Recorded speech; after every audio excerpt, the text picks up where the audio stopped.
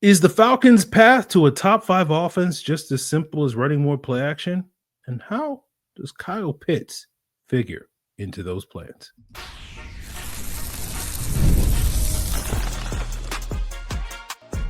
You are Locked On Falcons, your daily Atlanta Falcons podcast. Part of the Locked On Podcast Network, your team every day. Welcome back, everyone, to another illustrious episode of the Locked On Falcons podcast, your daily Atlanta Falcons podcast, part of Locked On Sports Atlanta, your team every day. And today's episode is brought to you by Gametime. Download the Gametime app, create an account, and use code LOCKEDONNFL, and you'll get $20 off your first purchase. So if you do not know me, I'm your very humble host, Aaron Freeman, a.k.a. Mr. Drew, a.k.a. the Jolly Green Giant, a.k.a. Mr. a.k.a. And I've been covering the Atlanta Falcons for a very long time, formerly at falcfans.com. RIP, still going strong in this illustrious podcast. Thank each and every one of you that goes strong with me as everydayers. That means you make this podcast your first listen each and every day. And all you got to do to become an everydayer, subscribe or follow for free on YouTube or wherever you listen to podcasts. So today, of course, we are joined by Jarvis Davis of Locked On Sports Atlanta to talk all about, maybe perhaps we're turning a corner in Atlanta sports. Things are looking up for the Falcons, the Hawks, and, maybe some other teams. We'll see. Is Kaden Ellis going to continue to be a significant part of the Falcons pass rush, or does the presence of players like Leonard Floyd and James Pierce and Jalen Walker mean that the Falcons will be less reliant on him? And what does that mean for his upcoming season? But we'll start things off talking with Jarvis about the offense, right? That's the thing that's really driving the bus. I know, much to Jarvis's chagrin when it comes to the Atlanta Falcons, that this team remains an offensive-centric team. But, Jarvis, I was doing some research last night because I was thinking about, Michael Penix's mobility and how it impacts the play action. And I just was like, you know what, I should probably look up, how much better would this offense have actually been if they just had a league average play action passing attack? Because as we know, this team's play action passing attack was near the bottom of the league, if not at the outright bottom of the league last year. And they had a pretty good offense despite that. But I looked up some of the numbers, and basically an average NFL team runs play action about 25% of the time, averages about 8.3 yards per pass attempt on play action, and throws touchdowns on about 7% of their attempts off of play action. And doing the math on that, if the Falcons just had an average play action passing attack, they would have probably added about 1,000 yards to their passing offense last year, and potentially 10 touchdowns. And, that would have taken them from, 5th in passing yards last year to number 1 in passing yards last year. And it would have taken them from 20th in passing touchdowns last year to 6th in passing touchdowns last year. And so as someone, myself, who has been preaching about the need for the Falcons to dial up more play action and be more effective running play action for the last 6 months, it was kind of like a mic drop moment for me, where I was just like, okay, this is just proof positive of what I've been saying for 6 months, right? Yes, patting myself on the back. Yeah. So is it just as simple as just hey, if this Falcons team just does what they were doing last year, now with Michael Penix, and is just now a functional play action passing team, is that the easiest path for them to be a top 5 offense? I think it's part of it, because here's the thing. This offense is going to go through Bijan Robinson, meaning that they have to be able to establish the run in order for a play action to be effective, right? That's just the fundamental, simple, stupid, dumb, easy way to explain it. So I think that as long as 7 is going to be the center of it, and you're going to build off of that by doing play action more, because you're having so much success with the run game, then you're able to take advantage of teams loading the box, and for some strange reason, putting Drake London in one-on-one coverage, right? So those are some of the things that, I think that's part of it. But here's where I think that they can make this jump from being top 10 in a lot of things, or being coming out of the midness of their scoring average, right? In his league, if Kyle Pitts comes around, if Kyle Pitts is just a little bit more than a check down option, if he's able to figure out a way to carve out a way or carve out a role in this offense, I feel like this offense can be dynamic. With part of it being centered around the run game and building off of that with how defense start to play you with the success that you're having running the football. Then you going up top to Darnell Mooney, you're able to get some one-on-one coverage with Drake London. And then you have a Kyle Pitts who is in a contract year. I feel like that can, if you add that piece of it, a contract year type year for Kyle Pitts, that's when this offense, I know for a fact it will be dynamic. Like that's one thing that I will put a guaranteed stamp on. If Kyle Pitts has anywhere similar to what he had in his rookie year, oh my goodness, you talking about something serious. Michael Penix is having an amazing year. I'm talking about Bajan Robinson has in 2,200 yards, the total all-purpose yards. Like that's the type of season that you have. You have 2 wide receivers that have 1,000-yard years, and that's not too out of far-fetched, right? Because they were on track last year, with Darnell Mooney being hurt towards the end of the season. So I think that when you look at it from that standpoint, yeah, true enough, if they do put more play action, this offense will have success. But oh my gosh, if they figure out a way for Kyle Pitts to have a bona fide role in this offense, and he has similar numbers to what he had in his rookie season, this offense is going to go. It will go. Well, Jarvis, I think I know where I know generally where you land on this. I happen to think that when it comes to getting more out of Kyle Pitts, I think I would say it's like 60-40 in terms of, I think 60% of it is this coaching staff using him in different ways, and 40% of it is Kyle Pitts being more consistent when he gets those opportunities. Mm-hmm. I'm curious how you would split the pie. How much of it do you think is on the offensive system getting more out of him, and how much of it do you think it is on Kyle Pitts specifically? I would skew a little bit more towards Kyle, because I want to hold him accountable. I think it's a lot more than what people may seem, or what you may seem, how you may view it. I think it's more so of like a 70% Kyle and 30% coaching, because one thing that I feel like when it comes to offensive coaches and getting guys involved and being a part of the offense, like a true staple in the offense, like wide receiver 1, wide receiver 2, like you have to do everything right.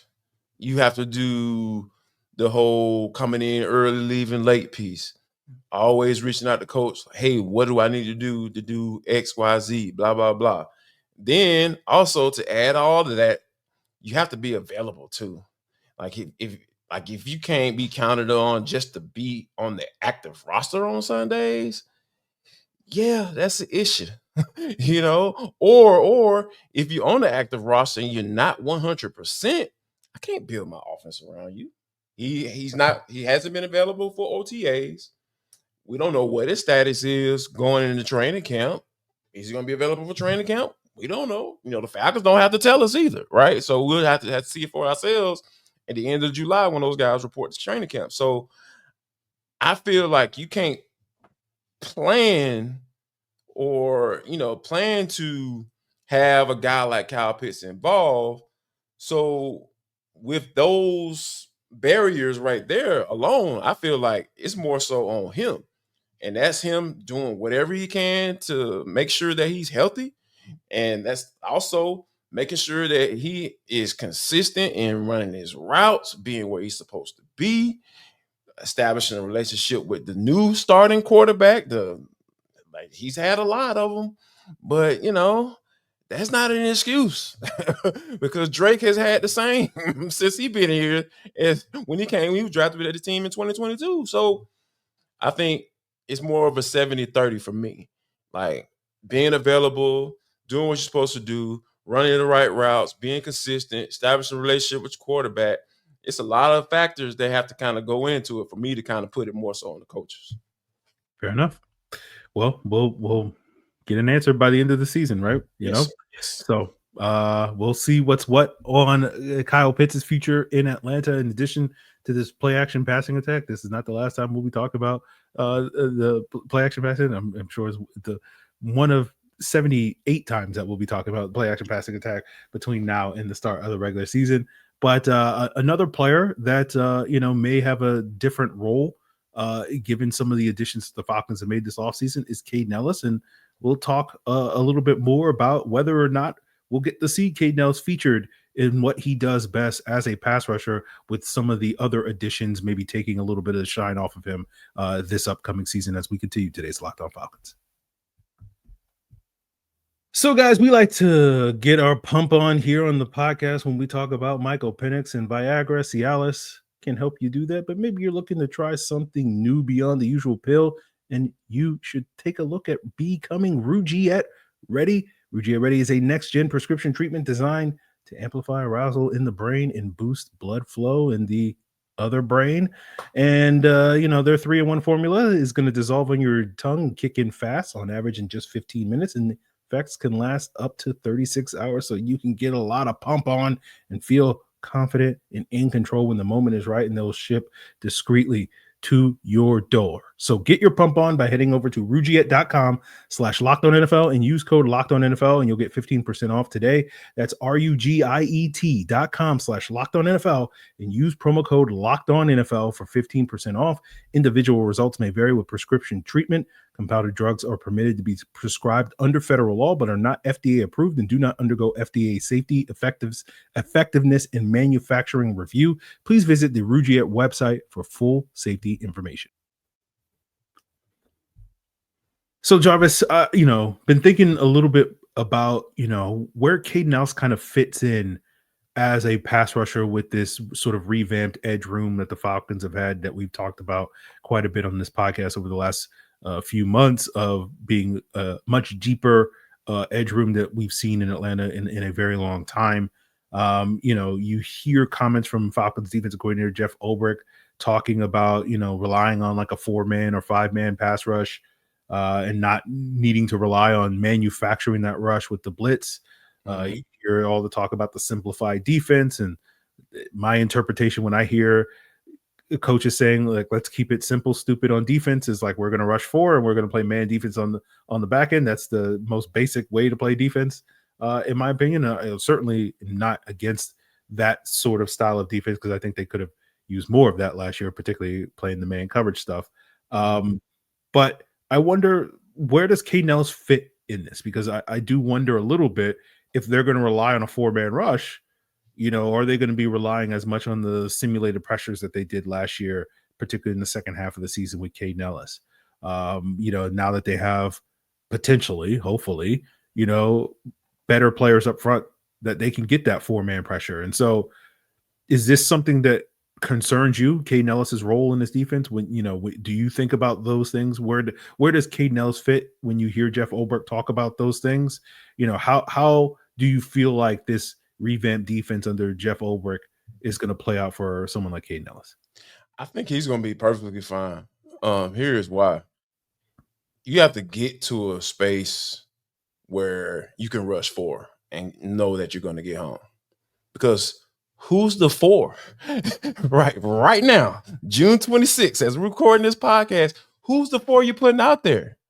I mean, ideally, you want Jalen Walker, James Pierce Jr., David Onyemata, maybe Morgan Fox, Rugiet, or where's Leonard Floyd fit into all that situation? So I feel like in the beginning, it's going to be a mismatch, and I think Kaden Ellis is going to be a great chess piece right there in the middle of that defense to be able to use, like when you have those show blitzes in the nickel formation. Like, we know that it's going to be a lot of that. And the reason why I like the fact that, you talk about the rush 4 piece, and you talk about the show blitzes and Divine Diablo and Kaden Ellis being over there, you got a linebacker that you feel like you can trust in coverage, right? Because Kaden Ellis was the best coverage linebacker last year. And we saw how that turned out for the defense. It didn't turn out too well. So I would assume that, Divine Diablo is going to be your best coverage linebacker. I mean, Troy Anderson could be that guy, but we'll see. We'll I don't know see. if he's gonna be out there or not. You know what I'm saying? We- Like he might be hurt too now. You know what I'm saying? We don't know. We just don't know. So just thinking about from what guys did last year, Divine Diablo played with the Raiders last year, had a solid season, fine season. And the athletic ability, you see it, the size and being able to run with guys. He's a Jeff Ulbrich prototype linebacker. So with that being in place next to Kaden Ellis, I feel like he's going to be deployed. They're going to use him in those rush situations, and it's going to be from a stand-up linebacker position. So I feel like Kaden Ellis, the addition of Divine Diablo did nothing but help Kaden Ellis be put in a spot that he's going to be able to have some success. And I think that, I'm not concerned at all about where he fits in his role or anything like that, because I feel like with the personnel on his team right now, they're going to maximize his potential in his last year of his contract. We have another guy that's in the last year of his contract. Hey man, he's 30 years old. So here we go. You got a lot of scenarios with guys like Kaden Ellis, guys like Arnett Bicady. These was playing for bread. We know how guys make a little jump when money on the line, and it's kind of get to a point where you can almost expect this defense to have do some good things this year because of the situations that certain guys are in, and then you got a breath of fresh air as far as guys coming in who were drafted in the first round with high floors. We talked about that, a few weeks ago or a couple months ago when those guys was drafted. So yeah, I think Kaden Ellis is going to do nothing but benefit from all the guys that they've brought in. Yeah, I think it's interesting that you bring up that notion of having guys in contract years, talk about Kyle Pitts, talk about Troy Anderson being other guys, Tyler Algier, Drake London's not entering a contract year, but this is probably the last year before he gets paid if he lives up to expectations this year. And we've talked about him potentially making north of $30 million a year, and sort of wanting to sort of live up to that contract, to justify that sort of contract. And Caleb McGarry is also in that list. Leonard Floyd is basically a mercenary, and David Onyemata is in potentially his final year. It's interesting to sort of see how much do you figure that's part of the Falcons equation when it comes to getting success. Is that, you think that's a planned thing, or is that just more a coincidence of having all these contracts come up in this specific year? I don't think it's a coincidence when it comes to Terry Fontenot saying blank that 2026 pick. Okay, that's fair. Yeah. Like he understands who's under contract, who's about to get ready to leave, who they probably not going to be able to pay, because we didn't hear any offer for Drew Dalman. Not a one. And thankfully they had someone who stepped in last year, Ryan Newsel, who was solid. Like Terry Fontenot looks like he's trying to turn things around, but the sins of his past still gonna come up on him, because you got guys like Kaden that is going to a contract year, and you still don't know what you have in Troy Anderson. And JD Bertrand is gonna step in for Kaden Ellis next year if you're not able to pay him, because Kaden Ellis came in here, he balled. You think he's gonna take that little $6-7 million a year? So yeah, man, this is. I feel like as far as the intention, as far as knowing when to strike, like with all these players in these contract years, with you not really drafting that well, and you don't really have that much depth in certain spots, and you've been putting Band-Aids on certain spots, like the corner opposite of AJ Terrell. Yeah, man, all that stuff is going to eventually come back to bite you. So with that, all of that stuff on the horizon, let me go ahead and double down in the first round. with these edge rushers because I know that's how we're going to win football games and get into the postseason because we've been so close. Man, why ain't got into the playoffs? Why we been so mid these past few years? Because y'all can't put a quarterback on the ground. That's why. So yeah, and you didn't have a quarterback. So now that you have a quarterback, now that you have some weapons on offense, now that you can potentially that could be your best unit. Let me pair that with some guys that can put the quarterback on the ground when teams are trying to come back and they have to pass.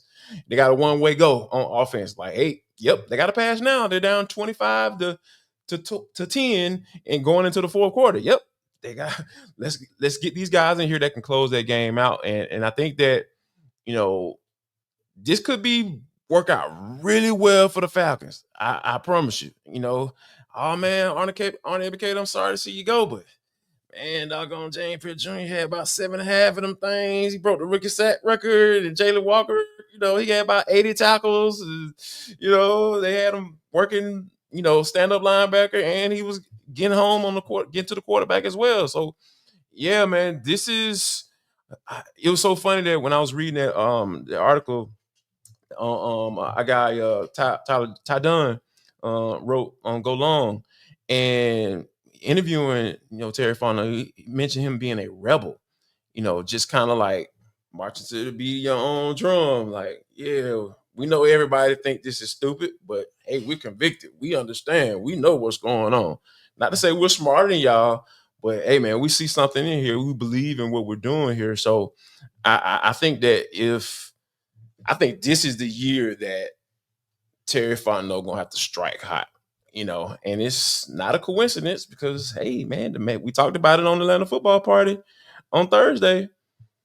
If you don't get it right this year, you might be out of here, Jack. So it's kind of like, I don't think it was intentional because obviously you want to be able to build a team with depth and draft well and hit on every prospect that you bring in here.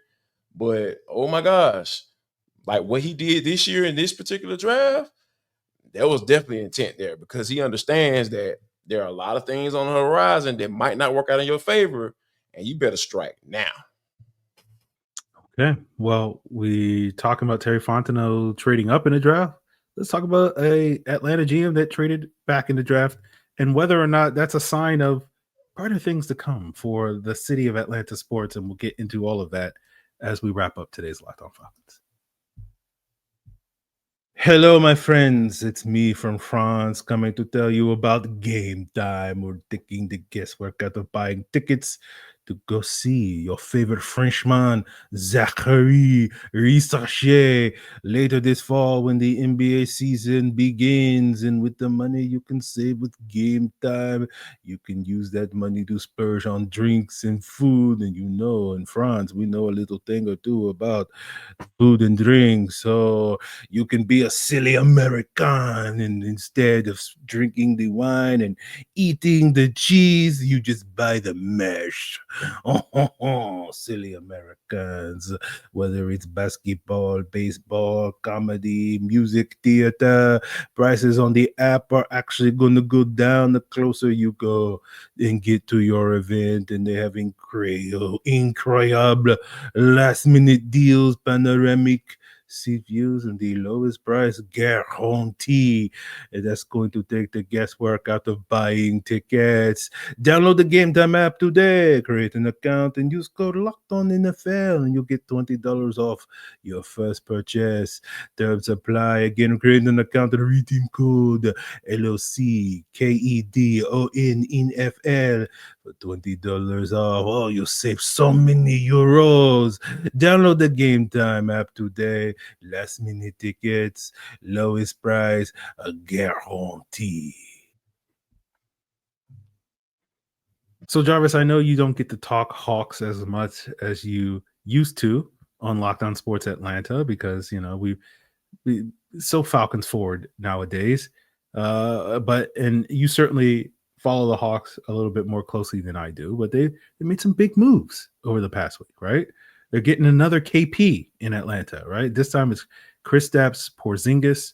They trade back 10 spots in the draft on Wednesday night and get a player that many people thought that they were going to get at pick 13, another Georgia guy, right? locals, staying local and whatnot, and they pick up a unprotected first round pick in 2026 in order to do that. I wish Terry Fontenot would take some of these notes from the Hawks in terms of trading back in the draft, but yeah. Terry's finally getting some love for his drafts this past year, including from yourself, because they finally went defense in round 1 for the first time in a long time. And people are loving the Hawks' recent moves. And so, does this mean that we got a new era of Atlanta sports? We're in a mini renaissance for Atlanta sports. I know, I don't want to take any shots at the Braves. They've been holding it down. Georgia's been holding it down. But, yes, they in the last calendar year, they've kind of leveled off. And you know how Atlanta sports fans tend to be very superstitious, where it's like not all these teams can be good at the same time. So if one is good, the other ones have to be bad. It's just the way the sports gods seem to balance things out. And it just feels like, okay, the good teams, the Bulldogs and the Braves, are kind of leveling off a little bit. And so that leaves just a little bit of room for the Hawks and Falcons to kind of jump in there and fill the shoes. So I'm curious, where are you at with, the recent Hawks moves, the Falcons looking like they're, on their way up with Michael Penix and some of the other players? Are we in a Atlanta sports renaissance in your eyes? Woo! Short answer, hell no, we ain't in the renaissance.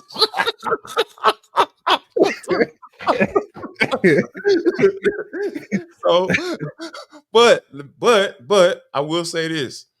I do find it interesting, man, that the year that the Falcons take a Georgia player in the first round, the Hawks end up taking a Georgia player in the first round of their draft.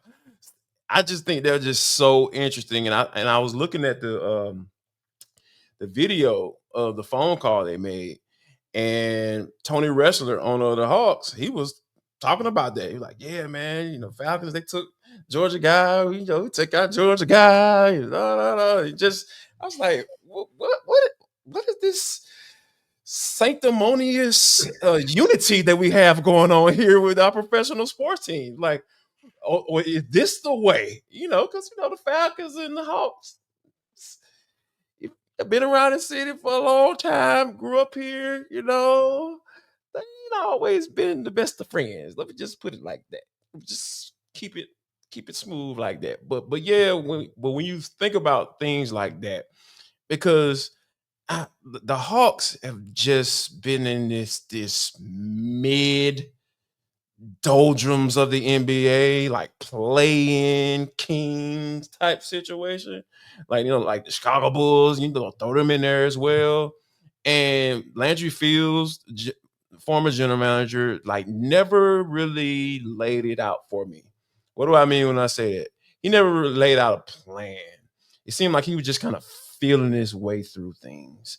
And I never thought that he had control of anything. I felt like he was a puppet.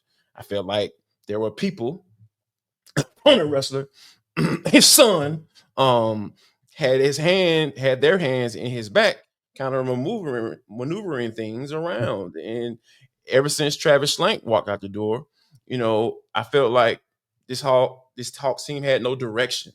And the one thing that I will say about the new general manager, Ansis Selah, I had to say that really slow. You notice I didn't try to say it right, because I haven't mastered it yet. So right, like, Hawks Selah, that's what we're gonna go with for today. For the sake of conversation, like within the past 48 hours, I understand where he's going.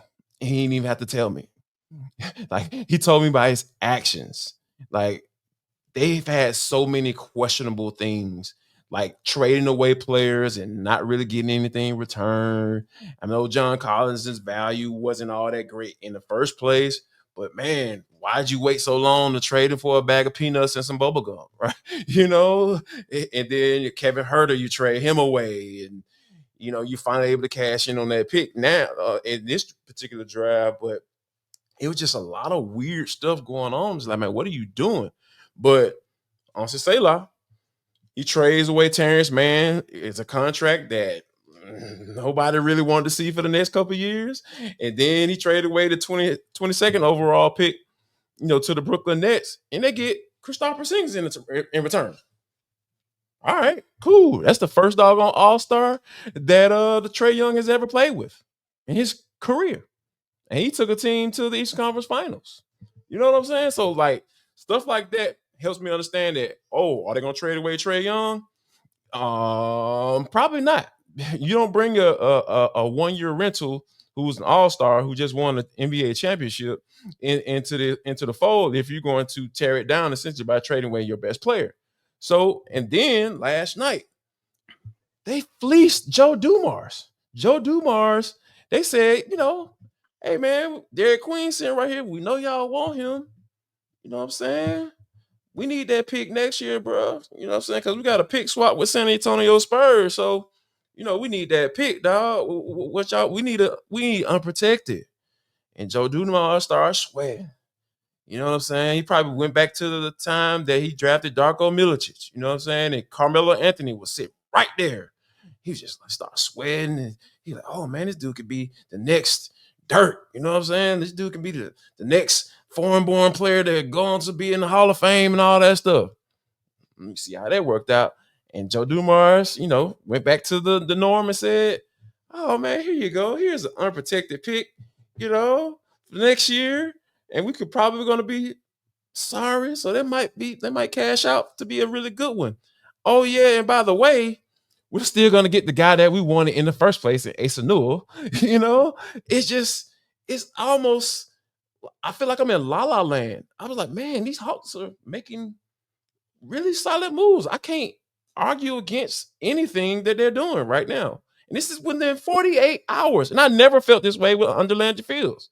So of course I want to say yes, but I say no, because we're talking about Atlanta professional sports teams. Free, like two of them be good at the same time. It's specifically the basketball and football team. What? That's why I wanted to ask a question.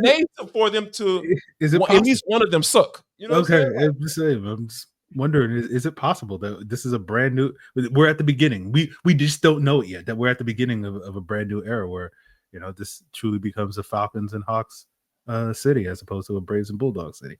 Yeah, man, I would love for that to be the case. The Braves, like, they're giving me 2 World Series in their lifetime, and of course I want them to compete as long as Ronald Acuna is on their squad. But hey, man, they got a little down year going on.